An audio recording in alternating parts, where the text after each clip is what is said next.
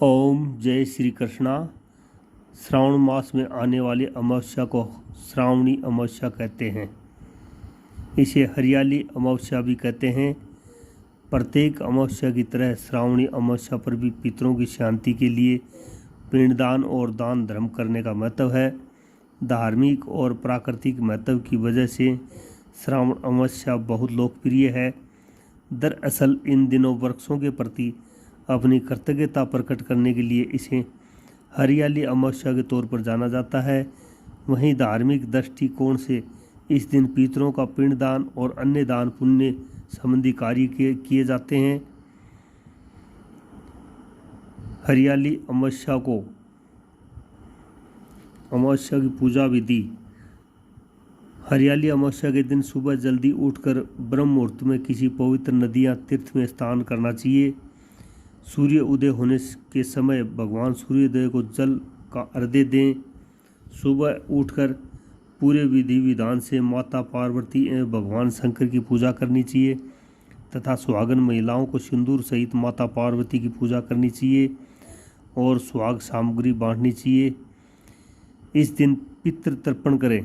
अपने पितरों की आत्मा की शांति के लिए व्रत रखें। आटे की गोलियां बनाकर किसी तालाब या नदी में मछलियों अथवा अन्य जीव जंतुओं को खिलाएं।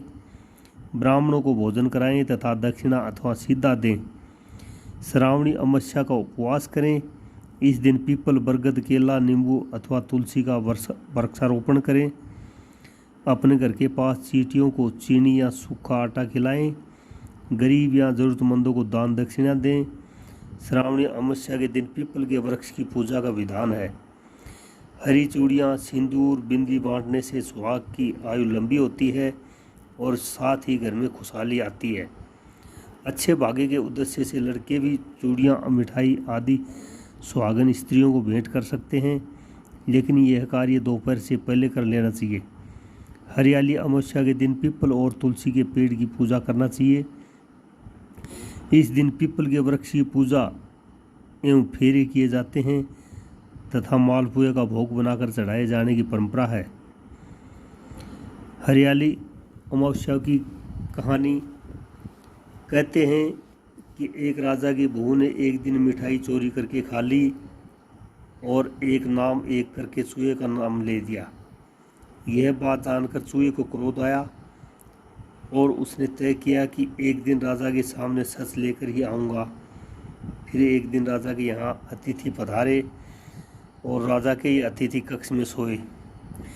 चूहे ने रानी के वस्त्र ले जाकर अतिथि के पास रख दिए।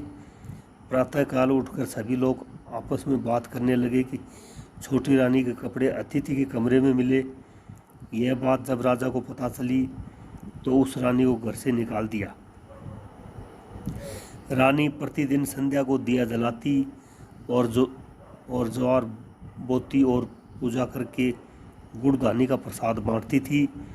फिर एक दिन राजा शिकार करके उधर से निकले तो राजा की नज़र रानी पर पड़ी। राजा ने महल में आकर कहा कि आज तो वृक्ष के नीचे चमत्कारी चीज़ है। अपने झाड़ के ऊपर जाकर देखा तो दिए आपस में बात कर रहे थे। आज किसने क्या खाया और कौन क्या है। उसमें से एक दिया बोला, आपके मेरे जान पहचान के अलावा कोई नहीं है। आपने तो मेरी पूजा भी नहीं की और भोग भी नहीं लगाया। बाकी के सब दिए बोले, ऐसी क्या बात हुई। तब दिया बोला, मैं राजा के घर का हूँ। उस राजा की एक बहू थी, उसने एक बार मिठाई चोरी करके खा ली और चूहे का नाम ले लिया। जब चूहे को क्रोध आया तो रानी के कपड़े अतिथि के कमरे में रख दिए। राजा ने रानी को घर से निकाल दिया। वो रोज़ मेरी पूजा करती थी, भोग लगाती थी। उसने रानी को आशीर्वाद दिया और कहा कि सुखी रहे। फिर सब लोग झाड़ पर से उतरकर घर आए और कहा कि रानी का कोई दोष नहीं था। यह सब सुनकर राजा ने रानी को घर बुलाया और फिर सभी सुखपूर्वक रहने लगे। और सावन की अमावस्या के योग में शिव जी की पूजा अर्चना करने से अक्षय फल की प्राप्ति होती है। अगर आप भी किसी कारण से मंदिर में शिव पूजन के लिए नहीं जा पा रहे हैं तो घबराएं नहीं। घर पर ही पूरी श्राद्ध और विश्वास के साथ भगवान शिव जी का पंचामृत से अभिषेक पूजन करें। इस दिन चींटियों को चीनी मिला हुआ आटा खिलाना बहुत शुभ माना जाता है। इस दिन शिव जी को खीर और मालपुआ भोग लगाने का रिवाज है, इसलिए घर में खीर मालपुए बनाकर उसका भोग लगाएं। अगर ये भी न हो सके तो शिव जी को शंकर का प्रसाद अवश्य चढ़ाएं। इस समय अवधि में आपके पास घर पर ही जो भी सामग्री है उन्हें शिव जी को अर्पित करें। जैसे शक्कर, पुष्प, फल, जल, कच्चा दूध चढ़ाकर भी आप इस दिन का लाभ उठा सकते हैं। इस दिन गेहूं और ज्वार की धानी खाने अथवा खिलाने के साथ झूला झूलने का विशेष महत्व है। हरियाली अमावस्या की शाम को गाय के घी का एक दीपक लगाएं तथा बत्ती में रुई की जगह लाल रंग के धागे का इस्तेमाल करें। लाल धागे की बत्ती के साथ ही दिए में थोड़ी सी केसर डालें और इसे घर के ईशान कोण में जलाएं। हरियाली अमावस्या के दिन श्री विष्णु के मंत्र श्रीमद् भागवत गीता का पाठ तथा अधिक से अधिक मात्रा में शिव मंत्रों का जाप करें। और ये सब करने से बहुत ही सुख, समृद्धि और वैभव की प्राप्ति होती है।